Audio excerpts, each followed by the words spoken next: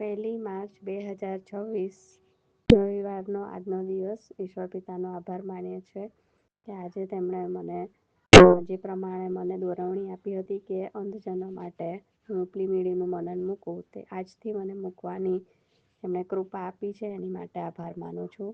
અને રવિવાર 1 માર્ચ 2026 વસંત ઋતુની શરૂઆત થવાની છે.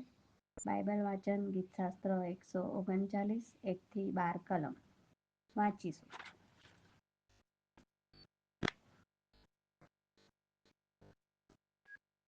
મુખ્ય ગવાયને સારું દાઉદનું ગીત. ગીતશાસ્ત્ર 139. હે યહોવા, તે મારી પરીક્ષા કરી છે અને તું મને ઓળખે છે. મારું બેસવું તથા ઉઠવું તું જાણે છે. તું મારો વિચાર વેગળેથી સમજે છે. મારું ચાલવું તથા સૂવું પણ તું તપાસી જુએ છે. તું મારા બધા માર્ગોનો માહિતગાર છે. કેમ કે હે યહોવા, તું મારી જીભની બધી વાતો પૂરેપૂરી જાણે છે. તે આગળ પાછળ મને ઘેરી લીધો છે અને તારા હાથે મને ઝાલી રાખ્યો છે. આવું જ્ઞાન મને તો આશ્ચર્ય પમાડનારું છે. તે અતિ ઉચ્ચ છે, હું તેને કળી શકતો નથી. તારા આત્મા પાસેથી હું ક્યાં જાઉં? તારી હાજરીમાંથી હું ક્યાં નાસી જાઉં? જો હું આકાશમાં ચડી જાઉં તો તું ત્યાં છે. જો હું શ્યાઓલમાં મારી પથારી નાખું તો ત્યાં પણ તું છે.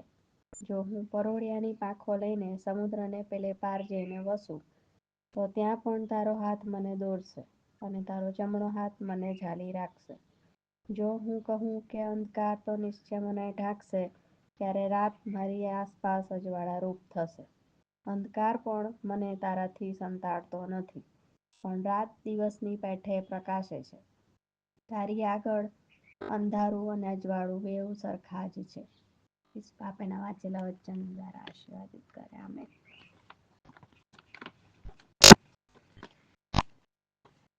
ઉપલી મેળીમાંથી વાંચીશું. અંધકાર પણ મને તારાથી સંતાડતો નથી, પણ રાત દિવસની જેમ પ્રકાશે છે. તમારી આગળ અંધારું અને અજવાળું બેઉ સરખા જ છે. ગીતશાસ્ત્ર 139 અને 12મી કલમ.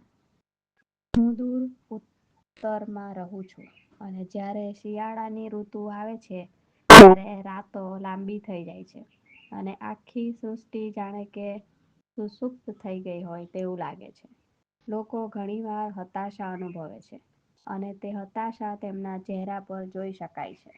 તમે તેઓને રસ્તા પર જતા જુઓ ત્યારે તેઓએ પવન સામે રક્ષણ મેળવવા પૂરતા કપડાં પહેર્યા હોય છે અને તેઓ નીચે જોઈને ચાલતા જતા હોય છે.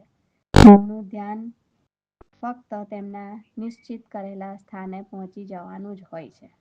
આવી કંટાળાજનક પરિસ્થિતિના અનુભવના લીધે મેં એક રવિવારની સવારે ચર્ચમાં જવાનું નક્કી કર્યું.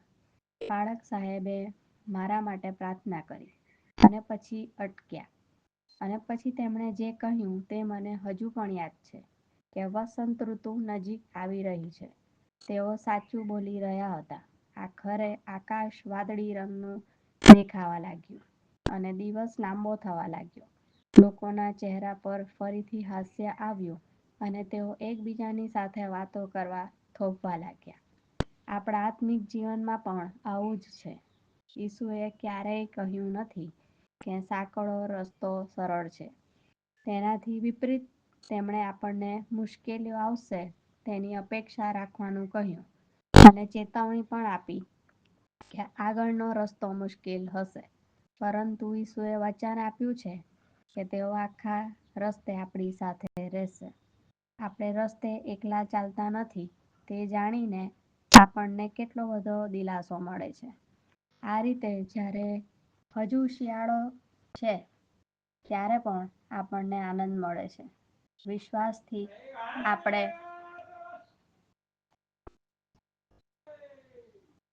ખાતરી રાખીએ કે ઈશ્વર આપણી સાથે છે અને વસંત ઋતુ આવી રહી છે. આજનો સુવિચાર.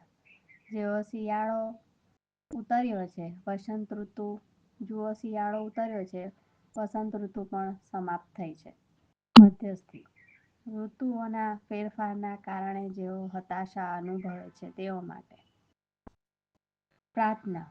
વાલા ઈશ્વર, અમારી દ્રષ્ટિ તમારા પર રાખવા માટે અમારી મદદ કરો.